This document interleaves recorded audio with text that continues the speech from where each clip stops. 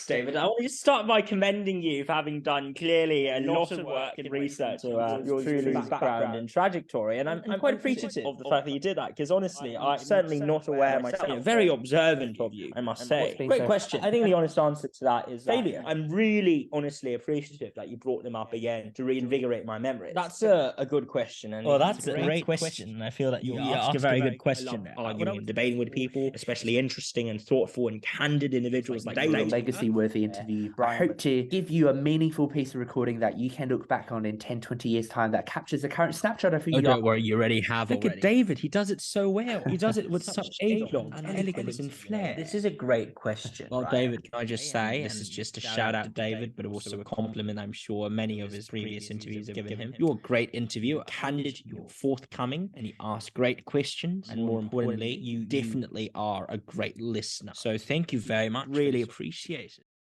You don't know, so you do know. And I looked at her and I said, well, maybe I do know, but I know that I don't know, and I don't know that I know. So therefore, the end outcome of that is discombobulation, the gaze under which they fetishize me, they ostracize me, or indeed decide to demonize me. So it hasn't been easy. I've lost friends over politics, my inner desire for knowledge, right? Because viral video of the intelligent Asian student, which is you debating Jordan Peterson. Gosh, the thought of starting a family now irks me deeply. Say I was more alone than lonely in the past, and now I'm sometimes quite lonely without being alone. There's no easy way out, but I'm equally grateful to all the critics, the cynics, the skeptics, the challengers, the detractors who have sought to do all they can in dragging me down. We must differentiate between being willing to stick up for your own ethnicity and being a racial inciter. Why must the hallways of Oxford Union only be walked by white tie wearing Etonians? Do you like man? Do you like men? Do you like women? Are you cis-het? Are you heterosexual? Boys and girls, ladies and gentlemen, Happy New Year and welcome back to my podcast, Coffee's on Me, David Quan, where I strive to give guests legacy-worthy interviews that listeners can enjoy while cooking, commuting, relaxing, or walking their pets. We're now 10 days into 2023, and hopefully you and your family have enjoyed some time off and are looking ahead with great excitement. I just had a great basketball training and it feels wonderful. We are approaching 5,000 podcast downloads, and if you have been enjoying the discussions on Spotify, Apple Podcasts, YouTube, or wherever you listen to podcasts, please do consider leaving a review and nominating a guest by contacting me via my Linktree, David Quan. A highlight has actually been seeing this podcast on people's recent Spotify Wraps for 2022. I cannot thank all the guests enough for their courage and insights. Today, I have the absolute honor of hosting and learning from Brian Wong. Brian is a geopolitical strategist, advisor, and philosopher, publishing extensively on Sino-American relations, medium statecraft, and where nascent technologies intersect political theory and public policy. A co-founder of the Oxford Political Review, Brian is a Rhodes Scholar and has taught modules in politics to undergraduate students at Oxford and Stanford universities. Brian, welcome to my podcast, Coffee's on Me, David Quan. Thank you very much for having me, David. Did Santa give you anything special? No, I guess Santa gave me a break, which turned out to be a non-break, so that's quite special. That's wonderful. So there are many things, Brian, that we can discuss, but I want this interview to be a legacy-worthy one, or as your high school teachers will say, a Brian level one. And admittedly, to prepare, I had gone through all of your LinkedIn posts, and because I've just completed my first draft of my qualitative methodological-based dissertation, actually on the model minority myth, which I know that you've written a lot about, I decided to inductively code all your public contents, and the themes that emerge include, but are not limited to, racism in the West, work-life balance, personal aspirations, educational advice, charity, justice, Hong Kong, and West vs East. But the first noticeable trend I find, Brian, is that when you first started posting on LinkedIn 4 years ago, it was mainly just for your Oxford Political Review interviews. Since around 2 years ago, however, it has become increasingly personal, starting with the LGBT, then your gratitude for family, then your identity, and recently criticizing yourself for claims of workaholism. What do you make of these observations of at least your public presence on LinkedIn? Well, thanks, David. I want to start by commending you for having done clearly a lot of work and research into yours truly's background and trajectory, and I'm quite appreciative of the fact that you did that, because honestly, I'm certainly not aware myself of the transition, so to speak. But if I were to retrospectively invent this ad hoc justification for it, it would quite simply be that, my life has diversified and pivoted in two senses. The first being effectively that the Oxford Political Review, being a publication I had the honor of co-founding with many of my co-founders, friends and colleagues, has always occupied a central part in my sort of, so to speak, set of priorities and what I take to be important, but it's no longer, as it stands, the only thing that drives me and fuels me. I still care for it. I still am very much concerned by its development. But here's the thing, I trust it is now in very safe hands and a very competent editorial committee with folks who are able to indeed run interviews and steer the ship very much without my input. So frankly, the extent of involvement, and especially when it comes to the front seat with a publication, has certainly gone down on my part. And that's why when I get these LinkedIn messages saying I'd like to write for the review, I say, that's great. Send it over to the pitch box and we'll get back to you, or they'll get back to you as soon as it's possible. But that does not mean, of course, that the review does not matter. I'm still tracking very closely developments and also the metamorphosis of the publication as it goes from strength to strength under the various new committees that have cropped up and also subcommittees as well. The second observation, though, of course, is that times change and people change in response to the times. Around 4 years back, I think you're talking about my MPhil era. Yeah, so I was starting out my MPhil, and I was most certainly trying to find a way to integrate theory and practice, to incorporate a lot of the academic insights and learnings and teachings I'd developed really over the years into a more public-facing routine. And the OPR, it was a crystallization of that. Since then, given everything that's occurred to my home city, Hong Kong, but also to the world around us, the vicissitudes of life, the ebbs and flows of global geopolitics, I found that my voice could have and make an impact, and indeed it has made an impact, hopefully, for some, in arenas beyond the publication that I managed to co-found with my friends. So it's through a combination, I suppose, of innocuous circumstantial shifts and also personal growth, as well as a diversification of my personal interests, that trend could perhaps best be rationalized. But very observant of you, I must say. Well, thank you very much. And, congratulations, obviously, on, Oxford Political Review, the app that you're founding for public speaking and debate, and also your book publication, which is just incredible. But Brian, I don't just want you to regurgitate your views and achievements here that are just readily available online. And I hope that you, as a competitive debater and scholar, don't mind me challenging you. So I want to start by holding you accountable, firstly, on one of the themes that I notice on work-life balance. And that is how you have recognized your workaholism, but are still going back to that. So for example, the first time you revealed that vulnerability was 2 years ago, and you talked about the treadmill. Then you moved on to a post about vulnerability and genuine failures, and then you admitted that you have been working 18-hour workdays for 7 days a week. Then you talked about prize seeking, and then 10 months ago, you said, I have been working 19-hour workdays for 90% of the days over the past 3 months. And then a week ago, you made a post of, I've been working 18/6, which is 18 hours a week. So obviously that's already less than what you were doing 2 years ago. But if you had recognized that issue 2 years ago and had made almost a public recognition of it, why do you keep going back to this? What's been great question? And I think the honest answer to that is that failure. It's a case of failure, right? There's a very clear sense that there are certain aspects in our life that we fail to live up to, and frankly, I'd be the first one to come out hands open, palms open, saying I failed. That's the honest answer. We can try all we want, and I can try all I want to justify this and say, oh no, actually I've moved on to greener pastures, many achievements, all of these projects, and that's why I need to spend more time working. Okay, it's very easy to invent excuses, but let me just be frank, it's a failure. It's a failure of discipline, maybe. It's a failure of not being able to say no. It's a failure of always putting the work I do in the externalization of the self over the internalization of enduring aspects of the finer dimensions of life that we could only enjoy if we had a time and leisure to do so. The honest answer is it's failure. And I could attribute it to all sorts of secondary factors, but I'm not sure. I'm pretty sure actually your audience would not be interested in listening to that. So yes, that's my answer, and the brutally honest truth, so to speak. I totally understand that when people look at, Oxford, Cambridge students, they think their lives are completely perfect. And obviously you have achieved a lot, but I can definitely relate with that sense of insecurity and also wanting to live up to your potential and capture every opportunity. So let's pull it back. You're 25 now. At 23, you had the worst health episode of your life thus far. And the 3 questions then you contemplated were, for what do we work? At what cost did I work? And then now what?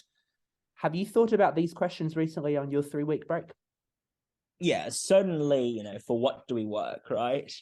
And I think it's become a bit of a mental habit, so to speak. So it's certainly been incorporated as a mental heuristic that I refer to and look at once in a while. I ask myself, why do I work? It's not so much this attempt at being, Camusian or existentialist, right? It's very easy and simplistic to fall for the existential angst and forget the second half of Camus' philosophy, which is essentially that we must imagine ourselves happy. But one way or the other, I have no intention of going down that path of being either a compulsionist or a fatalist, or alternatively, happy-go-lucky person when it comes to our feelings of elation. What I'm instead interested by is what really are the telic objectives that drive and motivate us as a collective species, and me, myself, as a personal individual in the work that I do. So I keep asking myself this question. And if I could be honest with folks here, again, it's something that I've struggled with answering conclusively. It might be an open question. It might be an unanswerable question. It could also just be a question that another friend once put to me. You know the answer to it already. You don't need to pretend that you don't know. So you do know. And I looked at her and I said, well, maybe I do know, but I know that I don't know, and I don't know that I know. So therefore, the end outcome of that is discombobulation. As for the second and third questions, the third question, which concerns essentially the prescriptive angle, right? Like, what next? What does this mean? What are the implications of that? I found myself revisiting that question with a tad more, I guess, finesse and also reticence than I did actually 2 years back. Because back then it was quite straightforward. Like, what do I do now? So there's this overarching emphasis upon action. What do you do? What's this next step, right? It's a very straightforward self-help guru post. But increasingly, the past 24 months have transformed me somewhat. And it's caused me to mellow, so to speak, right? And attenuate the ways through which I imagine and understand the future.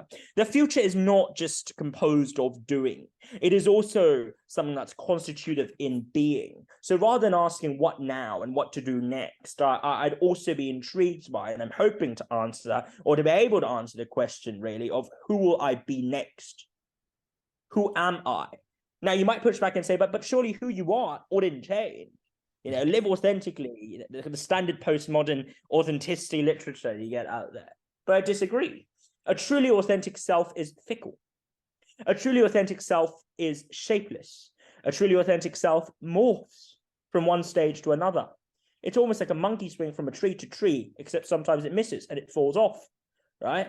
So very much like actually that character in Avatar 2, which if you haven't seen it yet, please don't watch it. It's a terrible watch. But anyway, you swing from a tree to tree until you fall off. And it's pretty sad, but the honest and brutal truth is we fall off.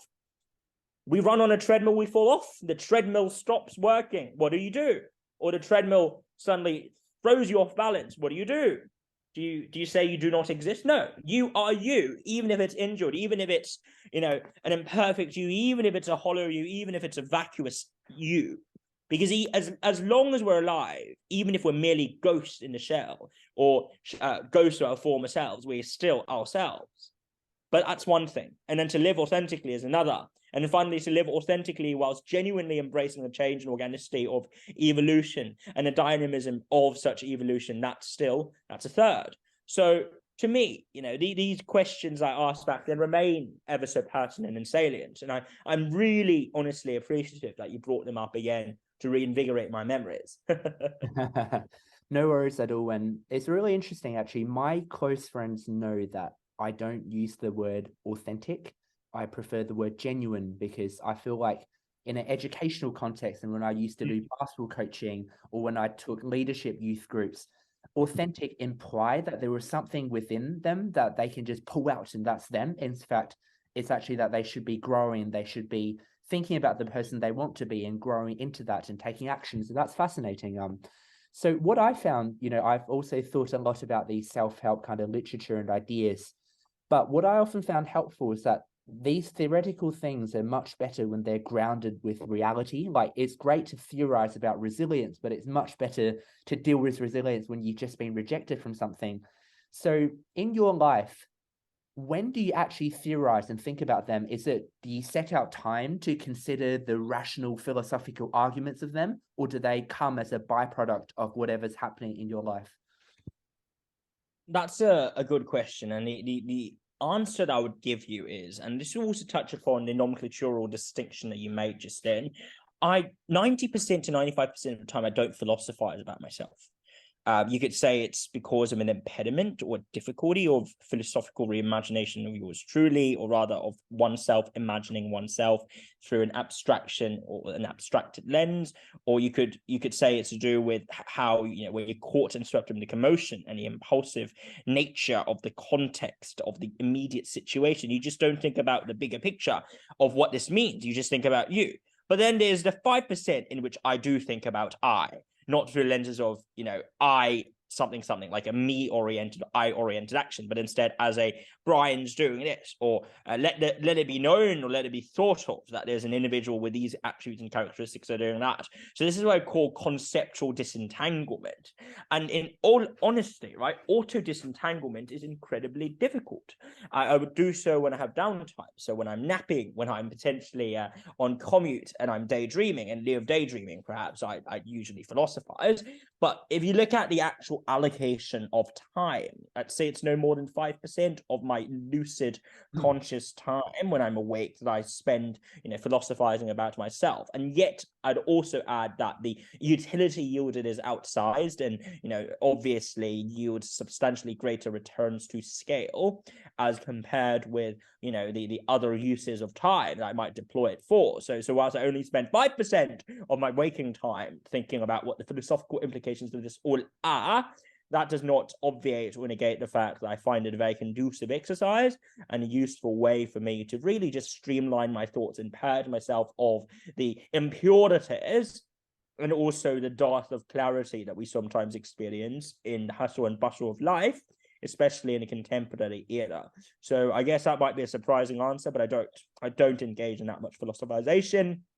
And indeed, right, this sort of nomenclatural distinction that you offered just in between genuine, authentic, candor, truthful, ultimately, these are all language games.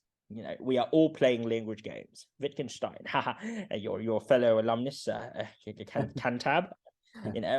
Not doesn't mean it don't matter, but it does mean that when we're engaging with such discourse, we are already adhering to and subjugating ourselves to a set of rules, to a set of institutions and norms that guide the way we imagine and also see the world, the cosmos, and our relationship with them.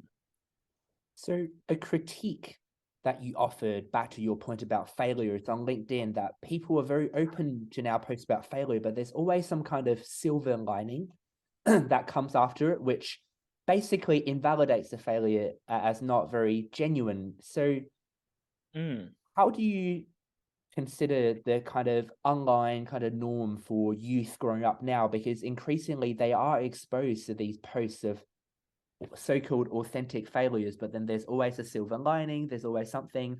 Are they real failures? So you see, the cynical me, which was basically me around 2 years back, would have said, no, it's all faux, performative, it's all fake, right? And yet, the pushback that I get from that sort of cynical derogation of such posts is, what then, Brian, would you consider to be genuine failure? And the broader undergirding methodological question is, who am I, and why should I wield the sort of epistemic authority to be able to decide who, in fact, is suffering from genuine failure or not? Now, don't get me wrong. I still think there are disingenuous actors who don't really fail, but then portray themselves as failing, or do fail and do not succeed and yet lie about succeeding. I tend to have more sympathy for the latter than the former, given a fetishization over success and achievement in the online discursive sphere. But ultimately, right, there's no perfect way of falling. And there's no perfect way of picking yourself back up. And if individuals draw strength, draw catharsis, draw a sense of emotional release and genuine liberation through talking about how they overcame obstacles, I've come around to the view that, all the more power to them. Kudos to them. Now, of course, if there are folks who engage in what I would dub the Kardashianification of failure window dressing, which is essentially framing their own failure as a setup, as a stepping stone to them in engaging in self-adulation, and that's a whole different story altogether. But in truth, I'd say 70 to 80% of LinkedIn posts are plausibly 70% genuine, 20% dressed up, and 10% fake. And that's all right, because actually, if you take a step back, that's the nature of public communications. This fixation over truth is ironically what has driven us to valorize authenticity, or now, as it transcends, authenticity-centered discourses that may not in fact be rooted in authenticity. So if I could paraphrase the Joker here, or just ask a question that the Joker asked, why so serious? Right? Why so serious, and why this fixation over, are you 100% pure? Are you 100% benign, motivated in a way you tell your own story? So that's my overarching thought on, this cult of authenticity, which ironically is inauthentic on LinkedIn. Is it a problem? Maybe. Is it really worrying and troublesome? I think there are bigger fish to fry there. And honestly, if there are contingent downstream consequences that align with the interests of youth who need inspiration, with non-youth who would also benefit from a good pick-me-up, feel-good story, then all the more kudos to this, because that's how the market of stories works, right? And when we try and portray LinkedIn as a sacrosanct space where only business-friendly truth are portrayed and where everyone and all is offering a 100% accurate story and rendition of themselves, who are we kidding? Now, who are we kidding ourselves, right? Well, why should it be? That's the real question. And who are we to judge? Okay. So whilst I would draw the line and say that if you're deliberately propagating hate, deliberately propagating misinformation, tooting your own horns and clearly lying about yourself, that's no good. But on the other hand, if you're merely utilizing LinkedIn to accomplish a range of objectives, amongst which some are self-serving, I'm not a Puritan when it comes to self-serving actions. I think a lot of actions that are ethically permissible, if not justified and obligatory, could also yield self-oriented benefits, right? And to portray the good as, or the public good as necessarily conflictual with the individual good would be to oversimplify the ethical life, as Bernard Williams puts it. That's my answer upon further contemplation, reflection. Ultimately, there is going to be a difference between our public presence and our personal life, even if we're talking about the same topic. How has the kind of increasing publicity you've got over the past few years affected how you interact with people on a personal level, in real life, that is? I would say a few things to that, and these thoughts aren't necessarily particularly coherent. But the first thought I would note is that I certainly have struggled. I've struggled not because of the fame and all that stuff about getting known in publicity. I'm not even that well known. It's instead that because a certain line of work that I do as a policy wonk, as a public advocate, as a communicator, and also a lobbyist of sorts for better public policies in my home city, Hong Kong, often runs into opposition. Okay, it often eats into vested interest, or alternatively ossified interests who see me as either not sufficiently radical or excessively radical. And obviously, because the personal is political, it thus transpires as well that the personal interactions I engage in are also reflective and emblematic of the political stance and the political typification that others place me under, the gaze under which they fetishize me, they ostracize me, or indeed decide to demonize me. So it hasn't been easy. I've lost friends over politics. I've lost previously close comrades over disagreements on ideology and methodology. And funnily enough, most of the disputes I've had often with folks with whom I am actually quite aligned in terms of what we agree upon as the end principles and end states of the world and the politics that we advance, and yet they differ from me and they disagree vehemently with me over the methodology required in arriving at the end conclusion. A lot of your thoughts and ideologies are readily available online, but for now, I just want to hone in on, if you're working 19-hour, 18-hour workday, what does that actually look like? When do you wake up? What do you do? When do you eat? And, when do you exercise? And can you just give us a rundown of what a typical Brian day is? Well, that's a great question. I feel that you're very you ask a very good question there. What I would say is this: I wake up each day at approximately usually actually around 6 or 7 a.m. in the morning. I would then go for a quick jog or some exercise. When I'm in Oxford, I'll definitely go for a jog around uni parks or other parks other parks there near where I live and where I stay. And then subsequent to that, I would then usually spend 3 to 4 hours doing morning work, which ranges from obviously my academic research and thesis and additional pieces on those fronts, public-facing opinion writing, or alternatively research projects and proposals, and finally think tank work until we get up to lunch. And it is between lunch and the afternoon I schedule most of my meetings and Zoom calls. So I would usually do a string of meetings and catch-ups with folks. When I'm more laid back and at ease, it would be hour-long catch-ups, maybe hour-long lunches up to 90 minutes or so. And yet in the case of a tighter schedule or a packed day, it might just be 10 to 12 meetings that are 20 to 30 minutes each. And those folks who meet with me know that I try my very best to be empathetic and also responsive during those meetings. But that also means that because of the time schedule and how compact everything is, we might lose out on, I might lose out on the opportunity to get to know the folks I spend time with better, unless they are frequent collaborators with me, which also happens and is, that does indeed occur and is often something that I adhere to, and I respect that they can tolerate my working habits, and takes me up to the evening, so to speak. And usually around evening time, I would go for another round of exercise, or alternatively head back into writing mode, research and thinking mode. And that takes me all the way up until dinner. If I do take dinner, then that's usually with someone else. Again, it serves as a double up as a dinner meeting or as a catch up with friends, so to speak. And if it doesn't, then I work all the way up until midnight, at which I start reading and I seize all the work, the active work for the day. I start reading and I spend around 1 to 2 hours reading, and I doze off at around 1:30. So that's broadly speaking my circadian rhythm and also how much I sleep. And I hope that gives you an indication of my routine as well. Before I ask a bit more elaboration of the reading, just a quick one. Does Brian ever snooze the alarm in the morning? I don't know. That's largely to do with the fact that I only have one alarm. I set one alarm, and that's deliberate. If I miss it, I'm done.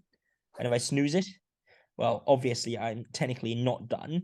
But the issue there is, of course, that if I snooze it, then I may not wake up. So I always create and craft situations where my incentives are aligned with the most efficient solution. E.g., in this case, I naturally nudge myself to not snooze, because it might just mean I miss the day and the start of the day altogether. So in terms of the reading at midnight up until about 1:30 a.m., I get reading for leisure, is something that you're very passionate about and it's very curious.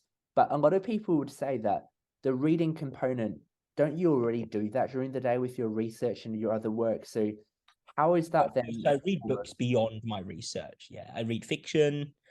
Massive sucker for science fiction.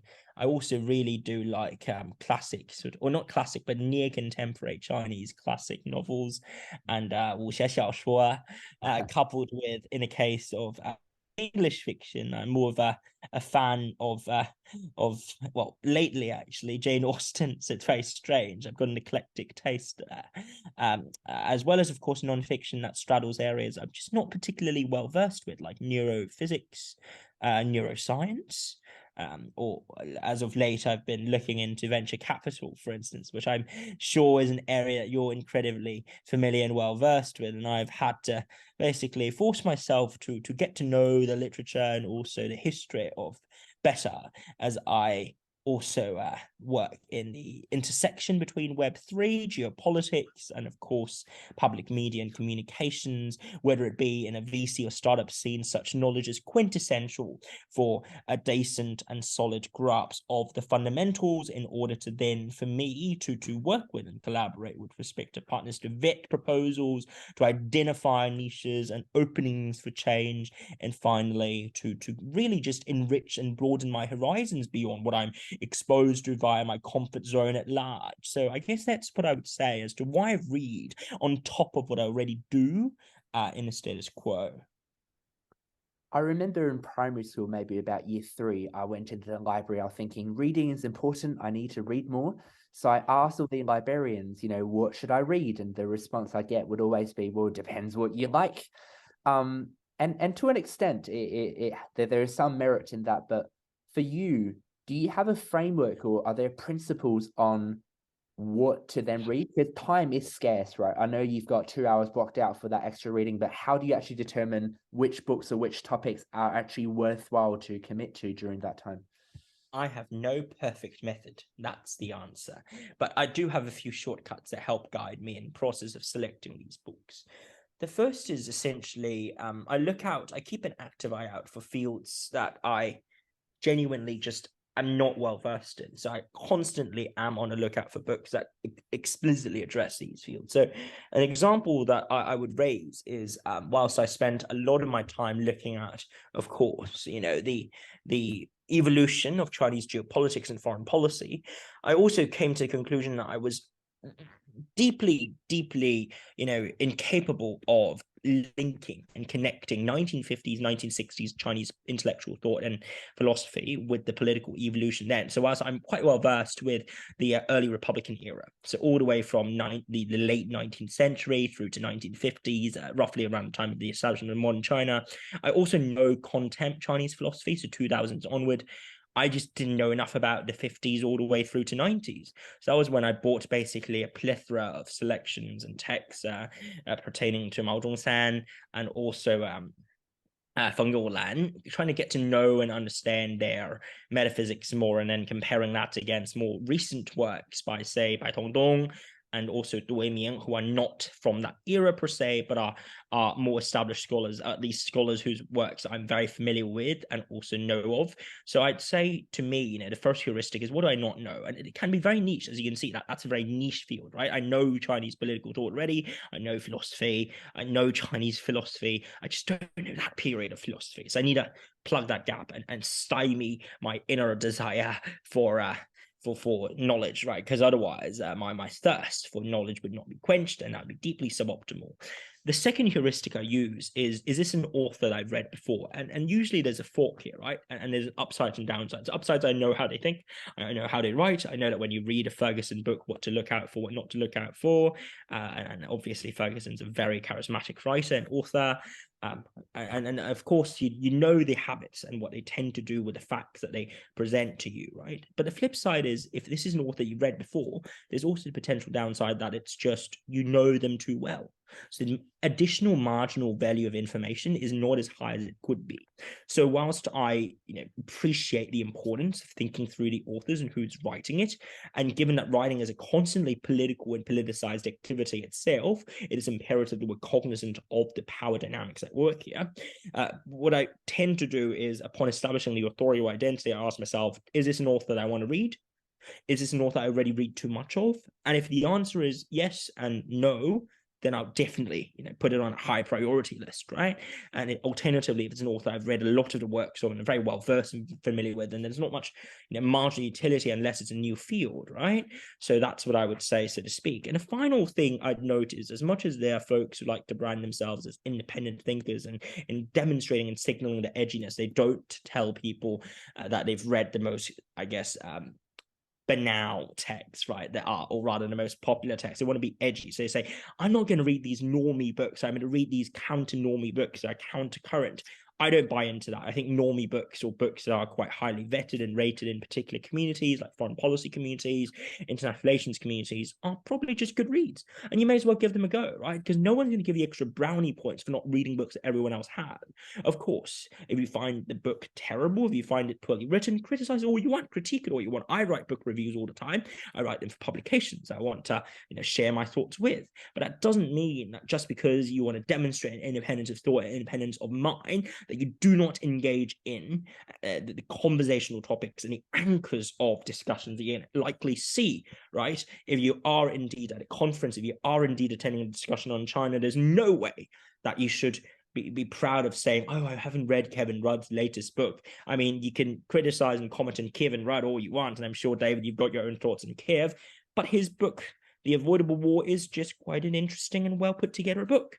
And that's quite a thoughtful read as well. That deserves attention and deserves reflection. So I guess these are three broad tricks and tips. And then the final tip is randomness. So serendipity. I'm a firm believer in serendipity.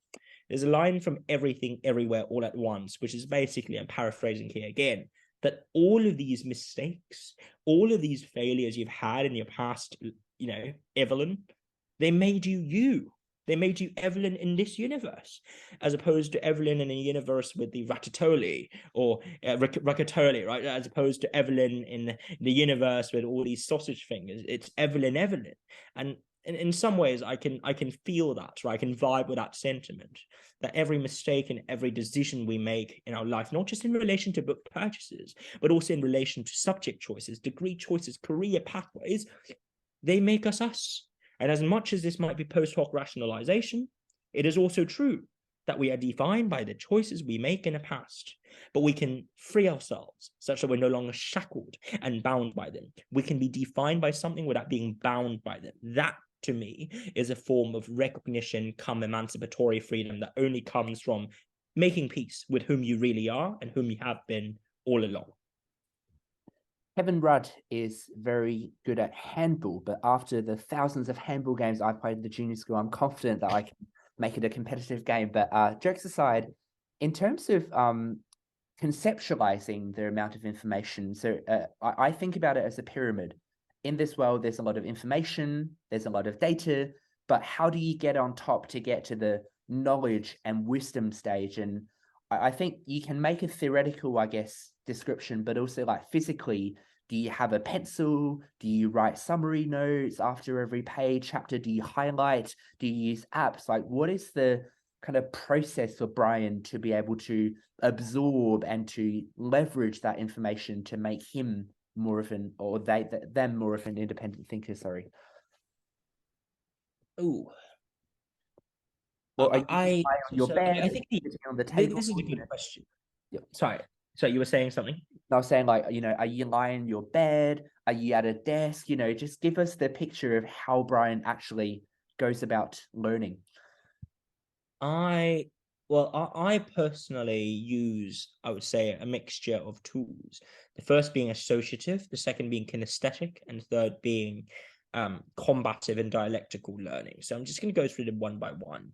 The reason why I was a bit stumped is because this is a question that was actually put to me at one of the interviews for scholarship a while back, and they were like, how do you learn? I just sat there looking gobsmacked thinking, yeah, how do I learn? And I didn't have an answer. So no, this time I have an answer. So firstly, on the associative, I really enjoy drawing connections and links, contrast, juxtaposition, similarities, analogies, links, different aspects of conjunctives, okay, that essentially connect concepts with counter concepts, anti-concept syntheses, right? To me, spotting connections between concepts is gets you halfway there. It already gets you halfway there in terms of learning and acquiring new information, because it allows you to embed and also tell a story that matches, okay, a grand narrative that includes as opposed to excludes this additional piece of information, like a plot detail. But the second method is kinesthetic, and I learn best actually when I pace around. So I do a lot of hiking. Part of that is because I need to keep fit. Obviously, I'm trying hard. You guys can't see me, audience, but I don't think it's working well. But anyway, but the other half of that is also because I retain and I think more lucidly, more clearly when I am indeed moving and walking around. And the final and very quick reason is to do with dialectics. I love arguing and debating with people, especially interesting and thoughtful and candid individuals like David here. So I guess these are the three means by which I learn. That's very, very interesting, Brian. Thank you for breaking it down in such a structured manner. Maybe one of the reasons why you haven't thought about how you learn is that it has just been quite a natural part of your upbringing. And I'll be quite interested in learning a bit more about your kind of schooling experiences, because obviously, you know, our formative years and the role models and the things that we've done would have shaped us. And what I found really interesting actually is there was that video, viral video of the intelligent Asian student, which is you debating Jordan Peterson. And one of the comments from Mason 2 months ago wrote, well, I think you know him, or you used to know him, or at least hang out a little bit.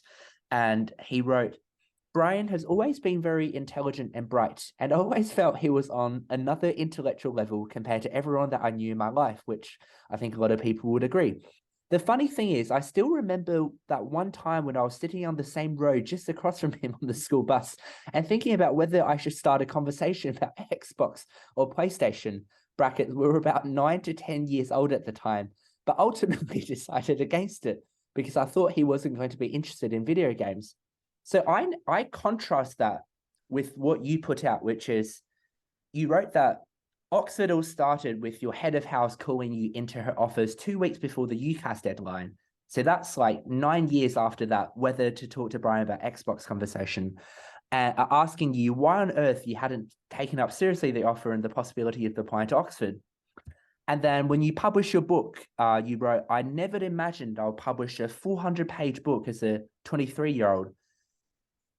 Is that disparity just your humility? Like, you know, if we think about your childhood, it sounds like other people would always recognize your talents and your kind of curiosity to learn. Explain to me the disparity. Well, I've got to say, I'm not a particularly self-cognizant individual.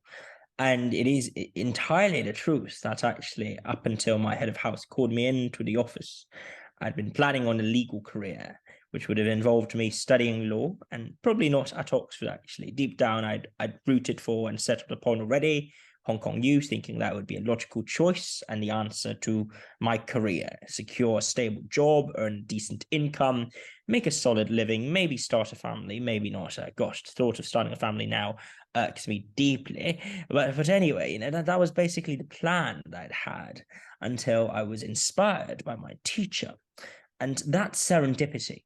It's also serendipity that I eventually managed to publish a book at the age of 23. I'd never imagined I'd do that when I was a younger child. I'd always felt that I'd become a barrister, make a lot of money, and then retire early, you know, FIRE. They call it financial independence, retire early. To me, that's a flaming hot red alert. But then again, what do I know about financial planning, right? So what I want to just highlight here is I've stumbled into a lot of things in life. Not so much stumbling into success. I don't think I've ever stumbled into success. When I decide I want to do something, I put my mind to it, and therefore success comes. If it doesn't come, then I do think it is my fault, and I internalize it as my own responsibility, and I seek to tackle it. That aspect of my philosophy, I guess, is quite objectivist, even though I loathe Ayn Rand. Anyway, back on track. It's not so much stumbling into success. It's stumbling into decisions. Stumbling into choices, stumbling into worlds and pathways I've never, ever thought of undertaking. If you'd asked me at the age of 10 what I thought I'd be doing at the age of 16 or 17, I would not have answered coaching or deputy coaching the Chinese national team and debating. If you'd asked me at the age of 16 what I thought I'd be doing, I would definitely not have said doing at, say, 25. I would not have said geopolitical risk consultancy. I would have said teaching in a university, probably law, right? So that to me is the mesmerizing beauty of life. It's innate capriciousness. It's innate ability to almost, benignly deceive you and delude you into thinking that, all is not well and that there's only one path. And that's when you see the light, okay? It is at that moment when you reach the end of the cul-de-sac that you realize this is not a cul-de-sac. This is the beginning of a tunnel. This is the beginning of a tunnel out of the ending. So that's how I've characterized my life so far, punctuated by critical junctures over which the agency to initiate and to enter into them has been surprisingly limited, and yet the agency on my part to make them work and to make them worth it has been surprisingly voluminous and substantial. And that's, in turn, a very twisted way of saying, basically, I've never, ever seen myself as stumbling into or stumbling upwards, but I do certainly see myself as stumbling sideways, from one direction into another, pivoting from one end to another. And that, to me, is really just an illustrative description of how my life has been led thus far. Very well put, very self-aware and very humble. It actually reminds me of two advice that I have received that I often think back to. And number one, it is that luck plays a significant role, but you can help yourself to put yourself in places where you could get luckier. And the second one is the most important thing isn't knowing what you need to be or do in a certain time in the future, but it's just doing whatever you're currently doing, whether that's chess, whether that's debating, whether that's reading. Just do your absolute best and opportunities will come and doors that you won't even know. And it sounds like you put yourself in a position to get very lucky so that these decisions can come about, including getting a Rhodes scholarship, which is obviously wonderful. So in that same comment, apparently there was an inside joke, which I totally believe, and it's not uncommon, teachers even had an inside joke where the term Brian or Brian level is the definition and golden standard for academic excellence in the highest achievers. Do you remember much on the report card comments that you used to get? I mean, academically, you got the grade and the effort grade, that's fine. But what were kind of the adjectives and the ways with which your teachers and coaches were describing Brian? Socially awkward, not particularly good at communicating, exceptionally bright and talented and gifted, and yet very clearly needs to learn to work in a group, in a team. An introvert, spends too much time working, probably should take things more slowly, slow down. These were the recurrent phrases. If I were to do a word cloud on that basis, I'd generate these phrases as the predominant and the most statistically frequent recommendations. And when you get phrases like introvert, like I'm thinking like Susan Cain's book, like Quiet, for example, which, the thesis is saying that, there's nothing wrong with being an introvert, and introvert can succeed. Was there any point when you were getting these not so nice comments, like not very sociable, that you were quite defeated, mentally a bit insecure? And how did you go about? Oh, never. I'd always thought that socializing with other folks and interacting with my peers, and that's obviously a thought that I've now moved on from, but I'd always thought that back then, it was a waste of time, right? Well, many others have craved recognition. So you weren't hang out with other peers in the class after class. What were you doing? I would hang out with folks I found to be intellectually interesting and stimulating. So many of my closest friends back then were either fellow debaters or friends who basically did very advanced mathematics. Yes. So I took pride in being a nerd, because for a long while, I just never understood, never got the hang of how to hang out in mass, large group settings in which I was not necessarily able to do what I wanted, which is study and argue and debate and ask people questions about maths and also quiz them about Chinese literature. So frankly, I was a self-anointed and also self-determined introvert, right? And that had always been a dispositional feature. I would say I've shifted. I would say I've morphed and moved away from that, right? That's certainly not something that I now see myself as embodying, that sort of elitist, exclusionary, hyper self-fixated, almost narcissistic sense of cocksured confidence. I don't see myself as bearing that these days. And I'd like to think I'm a pretty sociable person, but at my core, I remain an introvert. I do all of these Myers-Briggs tests. I don't believe in them, for one. I think it's very unscientific, but they keep telling me I'm ENTJ. And I'm like, I'm still not ENTJ. I'm more like, ETET, extraterrestrial. Okay, that was not funny. You see, I tried at becoming more humorous, but my puns often fail. I think that's humorous in and of itself. I call that situational humor. And when I do stand-up comedy and explain to people why I do stand-up comedy, I just say, well, at least I'm trying to live authentically, because that's what everyone does on TV after 9 p.m. in the talk shows. Surely being a barrister and building a successful legal career, there's a lot of socializing, networking, and that kind of stuff. And, did that worry you then? Like that you weren't that inclined to interact with non-interesting, intellectually demanding folks? No, because I was still at that stage in my life when I, very naively and Pollyannaishly thought that so long as I got top grades at law school, I would hypothetically be hired because of the grades, and there wouldn't be a need to network. I hadn't even fathomed the importance of networking until, I guess, the first day of university. When I landed at Oxford, it was a total cultural shock, right? Trying to figure out and navigate my ways around this deeply unfamiliar and yet antiquated and yet so seemingly cozy place, right? Intellectually cozy, socially hostile, and in terms of the meteorology and a climate utterly despicable. And yet I loved Oxford, right? The weather was atrocious. Okay, it was really bad. It was winter. It was snowing. I thought snow was romantic. Turned out snow was a butcher. But anyway, right, I gradually acclimatized to Oxford and realized the need to network and to socialize. But to be truthful, right, to be completely honest with you, I did not appreciate the importance of hanging out or getting to know others, and certainly not to, not the importance, right? I was not aware of the importance of connecting with people on a more emotionally profound level, which to me, by the way, David, is what most networking fixated individuals often neglect. They see networking as a collection of names for the Rolodex. Oh, I know this person. I know that person. I've had coffee with that person. I've got their numbers. But at the end of the day, it's not about how many you know. It's about how much about each and every one of them you know. And I often would just, encourage my friends to reconceptualize the relationships they build by encouraging them to shift away from seeing themselves through lenses of how many friends and acquaintances that they have, to looking at themselves via the lenses of how many deep and meaningful connections, maybe friendship, maybe acquaintanceships, they're still deep, right? These are what are called deep, weak ties, to paraphrase Granivetta, or just deep understandings of individuals with whom they may not even be friends or colleagues, right? But it's the depth that matters as opposed to the breadth. And that's an epiphany that only hit me sort of a few years into my undergraduate academic career. But the TLDR is just, no, I had no clue I needed to network. I didn't even want to rock up to these random scholarship information meetings or subject dinners. Gosh, it was terrible.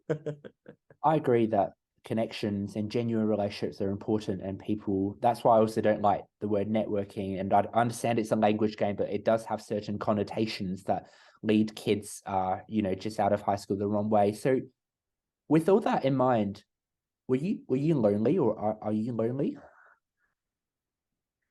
Was I lonely? I was alone but not lonely back then, but increasingly I have become definitely less alone.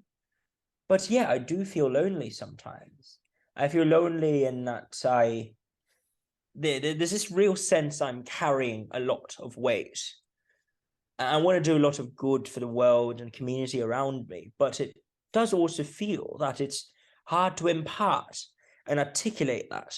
So it's almost like a hermeneutical frustration, a silencing, an erasure of sorts of the kind of total understanding that gives rise to solitude, that gives rise to loneliness. So I would say I was more alone than lonely in the past, and now I'm sometimes quite lonely without being alone. Because when you're in the madding crowd, you're not necessarily alone, but you're certainly prone to feeling, and it's very understandable that you feel lonely. So the way I would describe this is that lonely is a state of mind. It's an affect with the A, not the E, whereas alone is a relational and also objective description. And obviously, you could argue that there's a degree of crypto-subjectivity within alone. You know, you wouldn't call yourself alone if you're hiking. Or maybe you would, I guess, but you wouldn't call yourself alone if you sit an exam, right? Because you're technically not in conversation with anyone else when doing the exam, but you're not alone because you know others are doing the exam concurrently. So the way we narrate alone versus non-alone, loneliness versus non-loneliness is also a very, very intricate and interesting sociological and semantic question that reflects, you know, the way we understand how we relate with ourselves and our surroundings and one another, so to speak. Fascinating. You mentioned that you come from a middle-class family, and I was wondering, like, what were the values that your parents, that you as a 25-year-old now, you know, if you think back, what kind of value were your parents trying to impart on you, whether through their words or their actions? Work hard, work smart. The two go hand in hand. You know, people often say, don't work hard, just work smart. But how can you work smart unless you work hard? And then the folks that say you just need to work hard, you don't need to think about the smartness of the work you do. But how could that be? Basically, like an ox. My family, my parents raised me to be industrious. And that's what I've often said to my mentees, to my students, to my friends and colleagues who ask me for advice. There's no easy way out. In life, you've got to hustle. In life, you've got to work hard. In life, you've got to put in the effort. Because you know what? Even if you put in all of the effort and do all of the work there, you may not even be at the same starting point as those who are far more better endowed and luckier and more privileged than you are. And that's what I realized, right? Coming from a city with such vast socioeconomic inequalities, I've always prided myself for being that person who would never give up, that would never stop working. And because even if I do succeed, right, because of whatever incidental benefits and luck and circumstances I have, there would always be folks that are skeptical and that would challenge me and question me. And how do we keep their mouths shut? Of course, you could say, oh, well, we can ignore them and, you know, just focus on getting your own work right and ignore all of those naysayers. But it's easier said than done. And to me, the best means of proving them wrong is to indeed put in 165% into everything that matters that you do. Not everything you do, but everything that matters that you do, okay? And that's also a motto that I'm very much grateful for my parents having instructed and imbued me with the very insight concerning. And another value that they raised me with is this constant need to be grateful. If you've done a word cloud search and analysis of my past 14 to 15 months of posts, you might have noticed a word that you didn't mention just then, grateful, gratitude, you know? And here I'd like to just say, there's so many folks that have walked with me in the valley of the death. I fear no evil.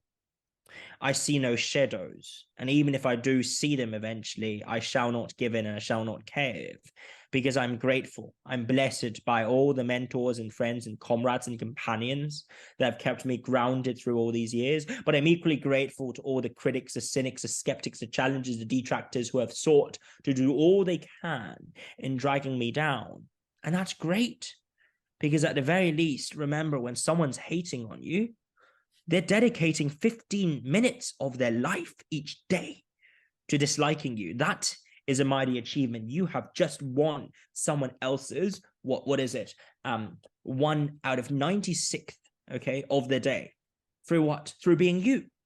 So in being you, you are now controlling over 1% of someone's life. Isn't that a powerful way, or a pretty interesting way of reimagining hate and reimagining yourself as a subject of scorn or and detractment, right? Instead of framing this as, ooh, why am I being disliked? Why can't I please everyone? You know, frankly speaking, you can never please everyone. See yourself as, wow, that's an achievement. And to me, you know, that's, again, a motto that I would say is a corollary of being grateful. Don't get me wrong, you know, I don't have this twisted mentality of thinking, oh, it's always a zero-sum game, how dare you hate on me. It's not like that, but it's instead, you know, to me, it's about reframing, positive reaffirmation, positive reconceptualization of the circumstances we're in. And gratefulness is a powerful tool because it embeds within it not just forgiveness, but also appreciation. It is our appreciation of our fortune that makes us fortuitous, as opposed to our actually being fortuitous. Right? Luck itself doesn't make us happy. Knowing that we're lucky knowing that luck has saved us, like Domino in Deadpool, that to me is a sign of true seeds of happiness, so to speak. So I'm quite fascinated, and I guess I have a personal stake in this on, being Asian and the Asian upbringing and the stereotypes that are out there, as you are quite familiar with. And as I said, my dissertation is on the model minority myth, and I thought you wrote a really nice summary post about it a year ago about you wrote about the invisible victims of an effective double bind. I could read out the post, but I think it might be better if you give your thoughts on what that, or just explain what that effective double bind is, and your evolving thoughts on being Asian, especially in a white majority environment.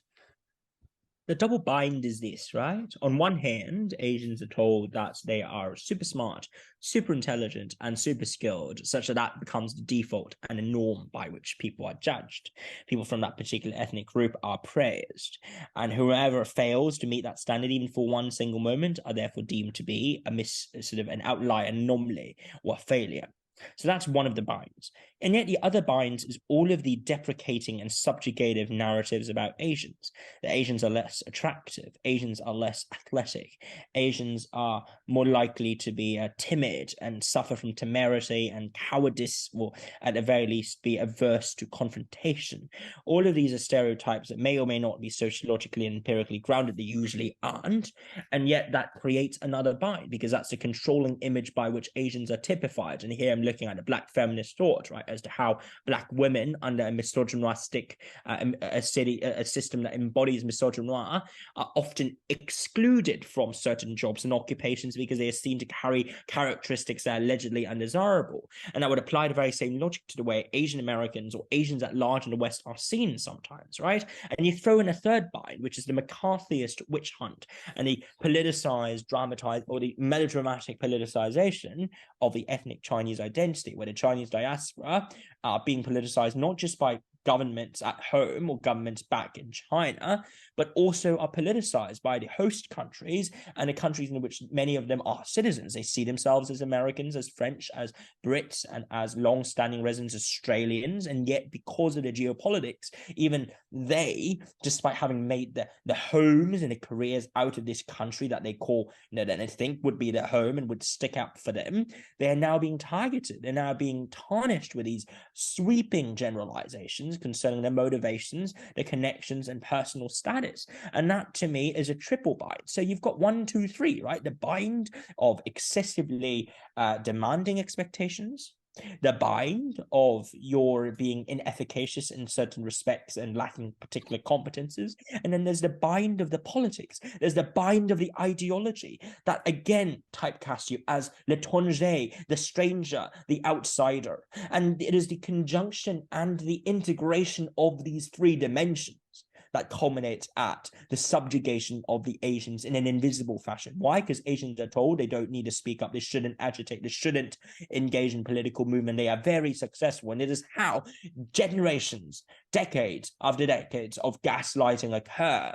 It is not so much the direct denial of rights as the indirect erasure of suffering and suppression that keeps Asians' mouth shut in the West, but also in countries where their presence at large is no longer welcome or is felt as allegedly invasive and also inimical to the indigenous population's interests. And of course, the same dynamics applies to other peoples as well. The Hispanics, the Latino population in America, or migrants from and refugees, of course, from Ukraine, now in parts of Europe, and the hostile harassment that they have encountered, or indeed the hundreds, if not thousands, of refugees and economic migrants from northern Africa who are seeking merely a comfortable shelter, a decent roof, and a decent quality of life, being turned away and told that they are brethren who are not deserving of just and dignified treatment. These are all folks that are suffering invisibly because they do not have political capital. They don't have airtime because they're not seen as powerful lobbyists, and they really aren't. They don't have capital, nor do they have connections. And that's why, whilst we pity and we fetishize over the very pitying of these individuals, you do not ever grant them the agency and the platform to speak out and to voice out for the true feelings and sentiments on the plights that they're encountering. And it's ironic because we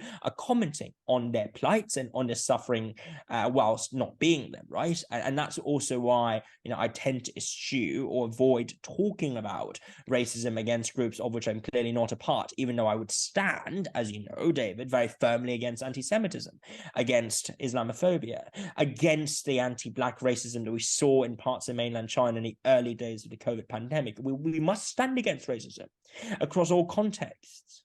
And yet, at the very same time, a broader question thus arises. What are you prepared to do? What are you prepared to do? What are we prepared to do? What can we do? That is a question we need to think about, what I have no answer to or no clear singular solution to. You have no clear singular solution to. However, 2 years ago, you did make an effort to build a community for solidarity. You said you were in the process of putting together a community. That did not happen. I didn't have time. No, that didn't happen. I tried. Maybe you could do it, David. I back you. You should do it. Well, I know what you're talking about. It didn't happen. No. I did a number of semi-structured interviews for my dissertation on this, and certainly a lot of the themes that you had raised had come up. And one of the suggestions that the interviewee had was very much about that community and network. But I know it didn't come to fruition. But what was the vision and goal? Like, was that network there to share information with each other, to support each other? Like, what does that mean, and what did you want it to be? A peer support group and a network of professionals that were public policy minded and were also very much keen on improving, the community's representation in politics, in philanthropy, in community volunteering, and whatever careers they wanted to pursue. Basically, I just wanted to create a network where, all Asians living as persons of color in white spaces could indeed feel comfortable and at ease with being whom they are, and also speaking out for the plights and sufferings of themselves and their peers. I still want to hang in this Asian upbringing kind of context. And I know Hong Kong's obviously home for you, and you've penned a number of deeply personal pieces about growing up there and what it means to you. And you even mentioned that, it could be a life's work, surrounding Hong Kong. So tell me a bit more about what is the kind of upbringing like in Hong Kong when you've got the China and the West, and given the history and everything. Like, have you always been aware of yourself as an Asian in the context of other races, other cultures, and the history? Or if not, when did you start having those realizations? I think I've read about this actually in a piece that was published around 2 years back. I'd never seen myself as a person of color or as an Asian, because prior to setting foot upon the UK, for the simple fact that there was no need to. Chinese was the majority ethnicity in Hong Kong, and I'm a Chinese. I interacted with a lot of folks who were Black, Indian, white friends of mine, but I'd never seen them as, persons of color or persons of whiteness or whatever. I just seen them as people. So the notion of race as an ontologically significant category, or if I were to use a neo-Marxist language here, race consciousness had never been, dominant or prevalent in me during my high school days. It was only until I got to Oxford when I came to realize I was a minority, I was a stranger. I was a stranger with cultural resonance and affinities, sure, with the local sort of dominant culture. Having been brought up in a British and international school system, it wasn't that difficult to navigate the language. I had no language difficulties or cultural barriers to some extent. No, none of that. But it was when I came to interact with the population in Britain that I realized I was in a minority. It felt weird. It felt strange, because I'd never lived previously in a place where the majority ethnicity was not Chinese. Okay, I'd lived in Hong Kong, mainland China, that's it, right? So it's quite a shocker. And yet, it was also when I set foot upon the campus of Oxford that I came to realize being a minority does not mean, as we might think in certain sort of, I guess, Chinese folklore, common sense wisdom, that we ought to keep our heads low okay, and just focus on getting the work done. It didn't need to mean that, right? The only reason why some folks would do that was because it was better for them to avoid the microaggressions. And I don't blame them or fault them for not wanting to pick a fight or to pick quarrels, okay, and also start fights, okay. That's a particular phrase that certainly, you know, many folks would be averse to. They do not want to be charged or designated troublemakers, okay, race rabble rousers, okay. Let's use that word, less derogatory. But in my view, we must differentiate between being willing to stick up for your own ethnicity and being a racial inciter. I did not incite anything. I did not intend to incite anything, but I did intend to defend myself and to speak up for myself if I were indeed misrepresented as a result of my race, of my ethnicity, or of my upbringing. I felt that sense of duty because when I arrived at Oxford, right, because I saw that there were many folks like me from a similar background, from a similar city, from China, mainland China or Hong Kong, who just said, you know, I'm going to keep my mouth shut. And I, being the combative, at times haughty, and you might say, you know, certainly very, very hot-headed 17-year-old I was, I just said, why? Why should we keep our mouths shut? Why must the hallways of Oxford Union only be walked by white tie-wearing Etonians? Which, by the way, you know, as someone who's I've worked with a lot of Etonians, I think they're great people. But you know, back then I just thought, why must Oxford Union be dominated by dynasty after dynasty, generation after generation of the same old people? Okay. And obviously, since then, my views have mellowed largely, and I've come to realize, you know, not all race-centered differentiation and distinctions matter, and it is certainly not the case that we should, you know, vote for candidates purely in accordance with whether or not they're a person of color or not. Such tokenization, by the way, is actually pretty trivializing and demeaning in their own right. But back then, I hadn't realized and developed all of these nuanced understandings. I just thought I would like to be the person who speaks up for, you know, as many as possible, the Asians, the Chinese, the folks who feel that, you know, they are uncomfortable with the dominance and hegemony of a certain clique and group of people and type of person in the hallways of the Union, and yet were themselves too afraid to speak up or unable to speak up. I wanted to be the bridge, but also the voice.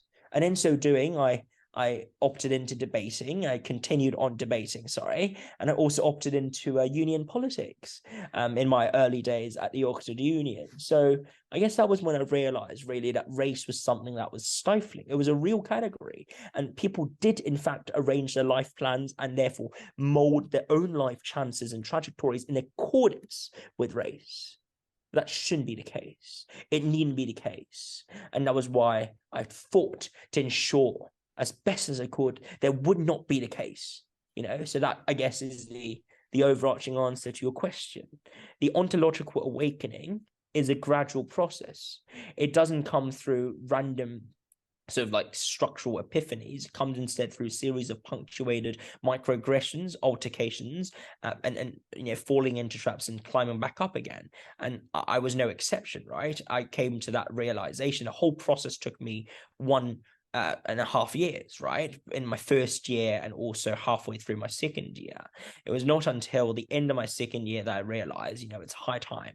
It's high time that we stood up and spoke up, and also basically went above and beyond what you'd expect us to do, qua Asians or qua persons of color in a white-dominated space, both within the union and beyond. And let me be very clear here. I do not, for one, believe in defining and also conclusively ruling people out because they're white, because they're black, because they're brown, because they're Asian or Chinese or whatever. To me, race is as meaningless a category as society makes it.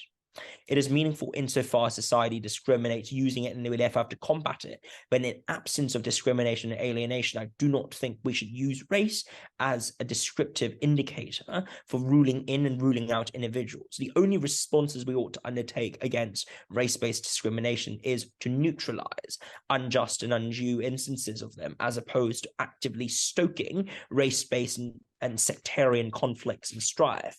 So that's, I guess, the more nuanced position I've since adopted. As you can see, it's very hard to pigeonhole me socially, ideologically, and politically as well, especially given my complexity of views and heterogeneity of stances, so to speak.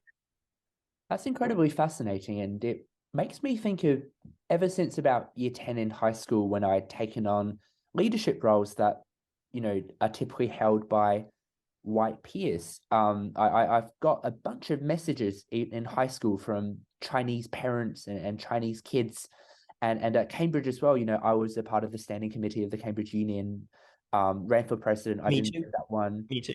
Yeah, of course. I did not run for president. Now I'm, president for the Cambridge Student Investment Fund and Cambridge University Entrepreneurs, and I have these chunks of messages in my phone where these Asians, like you said, they're keeping their mouth shut, but at the same time, they're messaging like, I'm so proud of you. Like, you inspire me so much, in the sense that I didn't know someone who looked like us could take on these roles, and now I want to put myself forward. And it always makes me very bittersweet to get so-called compliments like that, because it kind of highlights these kind of deeper issues that otherwise aren't really told or aren't otherwise heard. And I know you have devoted a lot of time to charity work, to mentoring, to coaching. So to those people who have messaged me, as a category, what would you say to them, these Asian youth who I think deep down they want to aspire for leadership roles and to make positive change and to influence public policy and perhaps even to go into politics themselves, but just don't feel like they looking the way they are, perhaps because of their race or their religion or lack thereof. They just don't feel like that public sphere is for them, and therefore they have to opt for a more safer barrister, investment banking, management consulting career path. Well, I think to me, this is a great question, right? And it's a question I've often, found myself reflecting upon in the virtue of, what if I were on the other end? What if I were looking at someone like myself as the other person? And what would I want to hear from that said someone? Do I even care what that said someone says to me? And yet, from my perspective, what I would genuinely say to these individuals then, having thought about how they would see this, is to ask two things. Who do you really want to become? Who do you want to be? What do you want to be in 10 years' time? Where do you want to see yourself in 20 years' time? And is it really to follow this well-trodden, stereotypical career, that this template, this script that has been written for you to perform? Is this performativity, this whole performative ritual, this act that seems to be basically preordained in virtue and by your race? Are you happy with it? Are you really happy about that? Because if you are, then good for you. And I don't think you or I or anyone is in a position to say, don't go for consultancy, don't go for law, you should go with X, Y, and Z. I mean, what if they just want to live a life like that, right?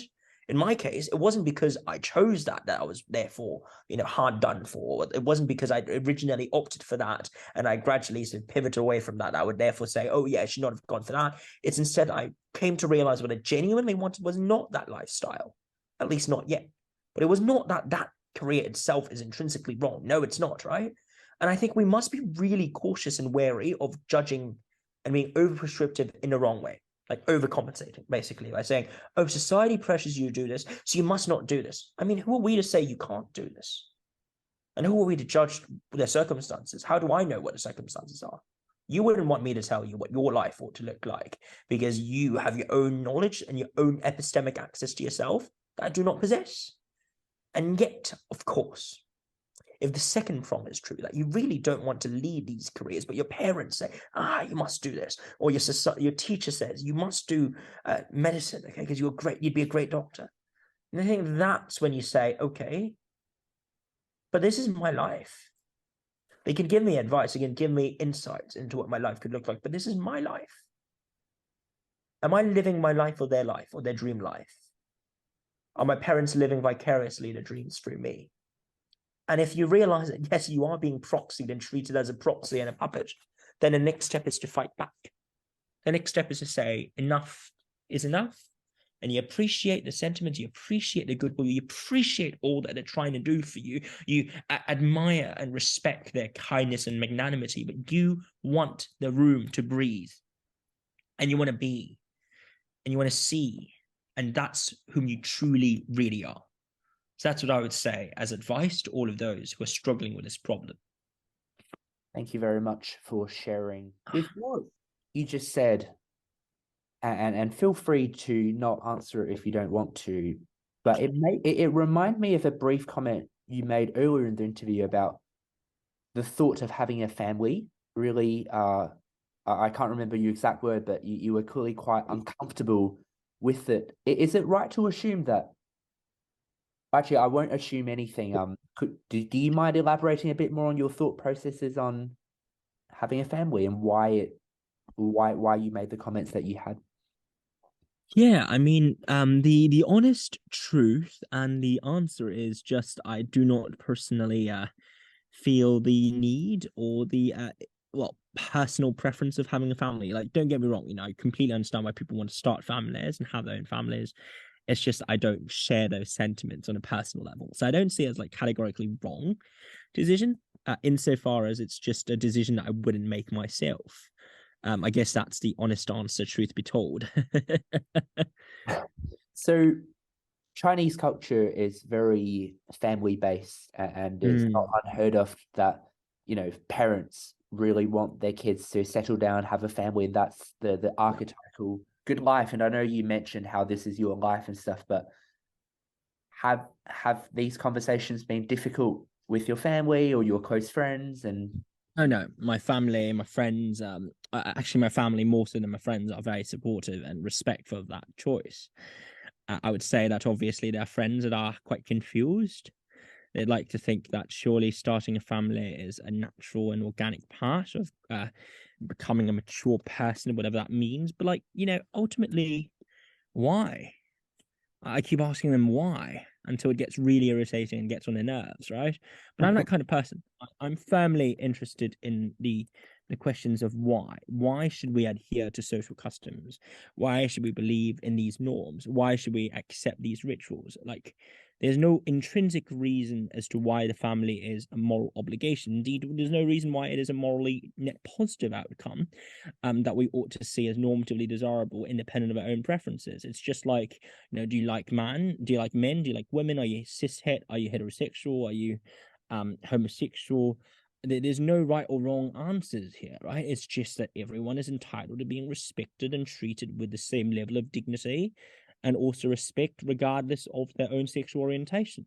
And I don't want to wade into the debate over whether or not sexual orientation is a choice or not. To me, that's not important. That's orthogonal to the decency and the rights that queer folks ought to be accorded with, and also the importance of having, respect for all individuals when it comes to family structures they opt into or opt out, or feel compelled and pressured into or not. The only golden rule that I would say is essential is that coercion, specifically coercion against individuals or pushing them into relationships and families against their will, should indeed be something that we push back against and say no to, right? But beyond that, I don't think anyone's in a position to judge and arbitrate if a relationship is fair or not. And of course, we then have to look at the second wave feminist argument, right? That those who want to marry may well be victims of false consciousness and also be the product of a structurally non-autonomous system that puts women under a male gaze, right? So if you look at the works of Germaine Greer and her analysis of marriage and of course the female eunuch, it's not hard to see the rationale for why people might be skeptical of marriage as an institution. I don't personally subscribe to these arguments, though. I don't think they are the most salient or needed arguments to well-established arguments in favor of our rejection or repudiation of marriage, so to speak. Moving a bit away from this marriage relationship stuff, but picking up on what you said about asking for why, and you've always been the type of person who asks for why, is it right to assume that you would only pretty much do something if there's a rational basis for it? And if that is my right assumption, then are there moments in reality when sometimes you just don't have an explanation, like that you just don't need an explanation? That, have you ever encountered challenges on that? I don't always ask for explanations. I think there are times when I just do it, and it's all right to just do and not ask and not think about, the essence of why I'm doing something. I ask why though when the stakes are high, when the stakes are substantial. and when there are huge potential losses that would be incurred if I were to make these choices with impunity and also with impudence. So I don't necessarily see myself as like an OCD sort of why person, but if I feel that there's the skin in the game, and the skin in the game is substantial, then I am indeed interested in why, because that's the only means by which I can check myself against my fallacious, potentially flawed, and plausibly imperfect judgments and intuitions. I'm not, for one, advancing that all of these ethical questions and quandaries must be resolved through ceaseless pontification. Like, that's also why, a lot of utilitarians say, let's just follow the almanac, right? We can't possibly compute all of the consequences there are. And in truth, that would be deeply suboptimal. So rather than trying to do that, right, I would only ask why and reflect upon the underlying rationale when the context is right and when the circumstances are right. I otherwise would say I just go with the flow, I go with the heart, and I go with the sentiments, because the theory of moral sentiments guides us, shapes us, and makes us efficacious and functional individuals. I've got a few final questions to conclude, but obviously this is intended for a legacy-worthy interview, Brian-level interview, where I hope to give you a meaningful piece of recording that you can look back on in 10, 20 years' time that captures a current snapshot of who you are. Don't worry, you already have, so you've done very well. That's wonderful. But is there anything else that you wish to be featured in this recording, or else I've just got a few final questions? I guess to me, there's one thing I'd like to say to myself in 15 years' time. It might not even be the same person, literally. I would say this. You spend so much time trying to build a legacy and trying to do good. Have you ever asked yourself what you wanted from others? That's what I would ask myself. That's a great question. And it actually was one of my final questions is, you're giving so much of your intellectual content, but like what's the balance like of you and your peers? So you have successfully anticipated it. So well done to our future Brian listening to this. Third last two question then is the Peter Thiel question. I'm sure you have read, given your reading on like venture capital and stuff, but is there a fact or a truth that you deeply believe, but a lot of people either don't believe or don't know, or don't agree with you? Don't know is true, or don't know that I believe in it? I don't know it's true. So not about you, but the fact itself, the knowledge itself. If you add up the total masses of all the ants on Earth, the weight, as it turns out, does not exceed that of the total masses of all human beings added together. So, on the contrary to the argument that ants, when collectively combined, could outweigh humanity as a species, which would be such a poetically romantic and like gorgeous sort of statement if it were true, that's not in fact the case. Humans still win. So what does that show? I guess it shows that A, I really have a lot of time to spare to be reading random trivia, and B, if the base is pretty substantial, then even if the multiple is smaller or the coefficient is smaller, the end product may still be larger than something whose base is much smaller but has a far higher coefficient. So you can actually represent that in terms of different rates of growth and do a sort of standard difference function, and then do just a dy over dx of that difference function to find a minimum and maximum, and notice that it's monotonically increasing or decreasing. But anyway, that's a complete aside. I was just talking about ants and humans. I don't know how we got onto calculus. That's what I wanted to raise as a fun trivial fact. I hope this gave you a glimpse into the way I think, which is a very bizarre and I guess interconnected, holistic way of thought. Second to last, I don't know if you're the type of person who ever write an autobiography, but even if not, if one day biographers need to write about Brian Wong's life, what do you hope the title and the subtext would be? The ceaseless reformist, an intellectual that's proven wrong by reality. And what is the question that you really hope more people would ask you in whatever context? And what would your answer be? So you cut out there. Can you repeat that question? Yeah, so what is a question that you wish more people would ask you? You know, we were talking about understanding someone and building that strong relationship, and a lot of people know you, but they don't really know you. So what do you hope they would ask you so that you get to express a really meaningful side of yourself? And can you give the answer to that question as well? I guess I just wish, more folks would ask me, how can I start a conversation with you? Because I keep getting, these messages saying, Brian, I don't know if you'd be happy to answer this question. And I'm really scared of starting this conversation with you. And I say, why are you scared of starting a conversation with me? Look at David. He does it so well. He does it with such aplomb and eloquence and flair. Why fear? Like, can I ask you this question, David? Why would anyone fear talking with me? Am I really that unapproachable? Can I throw this question back at you instead of answering it myself?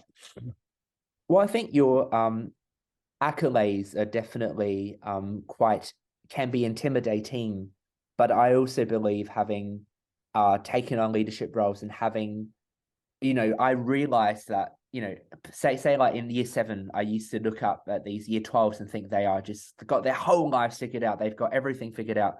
Then you go through school, and for me, I look at some of the leaders who have been at positions who I want to be to, whether that's the role or whether they're at Oxford or Cambridge or Harvard or whatever. And at each stage when I get there, I realize that I am still at the core the same person with the same values, the same gratitude for my family and my upbringing and all the things that I have, and the same desire to give to the world. So I know, having been through that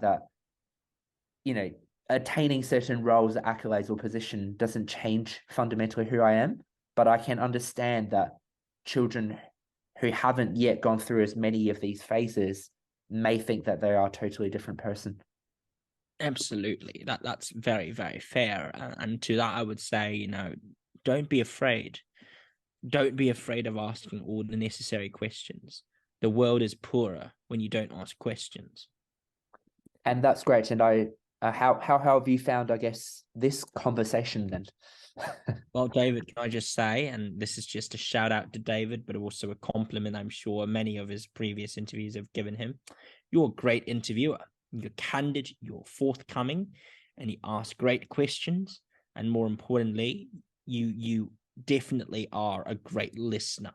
So thank you very much for this opportunity, and I hope I could return the favor by having you on at some point in the future on one of my podcast series interviews, or indeed in lieu of grabbing a coffee, we can grab a pint of non-alcoholic water. Okay, sorry, non-alcoholic tea, let's put it that way, better. Or Singapore sling, because I'm in Singapore right now, so let's do a Singapore sling. But no, thank you, David, really appreciate it. Thank you very much. And I think this opportunity to explore a different side of you to the public, I think I find incredibly fulfilling and meaningful. And I really, politics aside and all of that, I really admire your work ethic. And I know it can go a bit too far, and I would recommend you to maybe step back from those 19-hour work days. But I think the way with which, the dedication with which you devote to what you're passionate in is definitely something that I can do more of. And, the extra reading and the curiosity that you do, I hope that in my 20s, 30s, 40s, that I will continue to be a lifelong learner in that regard. So thank you very much for the inspiration in terms of your habits and attitudes. And we'll hopefully catch up soon. Coffee's on me, Brian. Thank you. Yes, thank you. See you very soon, David.